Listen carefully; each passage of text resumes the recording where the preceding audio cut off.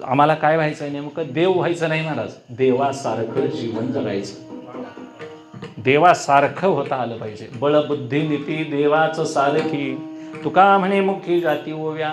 ज्या गवळणी वगैरे होते त्या बळबुद्धी त्यांची देवासारखी होती महाराज, देव नव्हते त्या, देवाला स्वतंत्र शक्तिमान मानत होत्या. म्हणून आपण नवऱ्याच्या मर्जीत राहून त्याचं प्रेम सांभाळून त्याच्या आज्ञेत राहून जे संसार करते ती पतीला काही काम लावू शकते.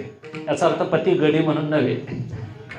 तसं आपण देखील भक्तानं देवाची सेवा एवढ्या प्रेमानं करायची की त्या प्रेमापोटी त्यानं होय म्हणायच्या अगोदर होय भक्ती केला तैसा पूर्वी धरावी ते इच्छा, एवढं सामर्थ्य आहे.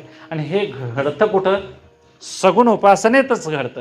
म्हणून तुकोबराय त्याचं वर्णन करतात. अवघ्या दशा येण्याची साध